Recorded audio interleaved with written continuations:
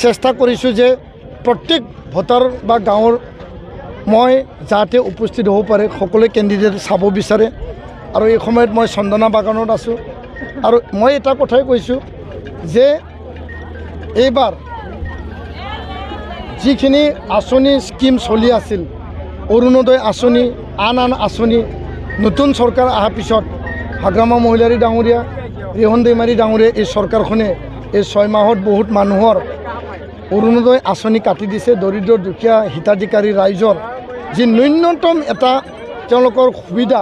সেইটো কাটি দিয়াটো বহুত অন্যায় হৈছে এইটো ৰাইজৰ অভিযোগ এইটো মোৰ অভিযোগ নহয় দ্বিতীয় কথাটো হ'ল স্বাস্থ্য ক্ষেত্ৰত ওদালগুৰি বহুত পিছ পৰি আছে ওদালগুৰি চিভিল হস্পিটেল আছে ডক্টৰ নাই নাৰ্ছৰ নাটনি তাত ঔষধৰ নাটনি তাত ব্লাড বেংকৰ নাটনি তাত বিভিন্ন নাটনি যাৰ কাৰণে আধা ৰাস্তাত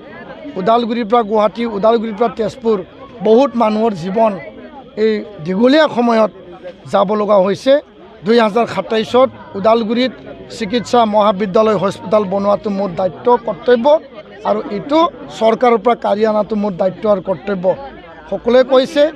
যে এটা মানুহক দুগুণাই ভোট দিয়া নহ'ব আৰু ইয়াৰ কাৰণে ৰিহন দৈমাৰী ডাঙৰীয়াক ৰাইজে বিচাৰিছে যে তেওঁ ডেপুটি চিফ হৈ থাকক নতুন মানুহক আমি MLA বনাম তেওঁ কি কৰিব বিচাৰিছে নতুনকৈ আহিছে চিধা সহজ সৰল মানুহ তেখেতক এবাৰ চাব লাগে এই কথাটো ৰাইজে চবে কৈছে আজি মই চন্দনা বাগানত থিয় হৈছোঁ আৰু ৰাইজৰ কাষত ৰাইজৰ অভাৱ অভিযোগ তেওঁলোকৰ অসুবিধা মই সুধিছোঁ সকলো দৰিদ্ৰ দুখীয়া ৰাইজ যি বাগানীয়া সমাজ আদিবাসী আমাৰ চাওতাল এই সমাজখনে তেওঁলোকে বহুত দুখেৰে কৈছে যে চন্দনা বাগানত বহুত দিন ধৰি ইয়াত দৰমহা যোনটো প্ৰাপ্য তেওঁলোকৰ দৰমহা এইটো পোৱা নাই আৰু তেওঁলোকে ৰেচনো বন্ধ তো যদি ৰেচন বন্ধ হয় দৰমহাও বন্ধ হয় তেওঁলোকে খাব কি কাৰণ তেওঁলোকে বাগানত থাকে লাইনত থাকে তেওঁলোকৰতো খেতি পথাৰ নাই তো ইয়াৰ কাৰণে এই সমস্যা বিভিন্ন বাগানৰ আদিবাসী চাওতাল বা উৰিয়া ৰাইজৰ তো ইয়াৰ কাৰণে বিটিআৰত থকা বাগানেই হওক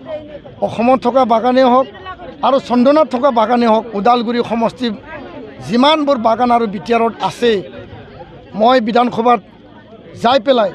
তেওঁলোকৰ ৰেচন আৰু এই দৰমহাৰ কাৰণে টেবুলত হাত ঢকিয়াই হ'লেও চৰকাৰক দাবী জনাম যে তেওঁলোকৰ ৰেচন আৰু তেওঁলোকৰ দৰমহা যাতে অতি শীঘ্ৰে তেওঁলোকে মুকলি কৰে আৰু বাগান মালিক বাগানৰ মেনেজাৰৰ লগতো মোৰ কথা পাতিম আৰু আমাৰ দলে কথা পাতিব মই দায়িত্ব ল'ম আমাৰ দলে দায়িত্ব ল'ব এই কথাটো এই ঠাইৰ পৰা মই চৰকাৰ বাগান মালিক আৰু মেনেজাৰকো মই দাবী জনাইছোঁ আহ্বান ৰাখিছোঁ ধন্যবাদ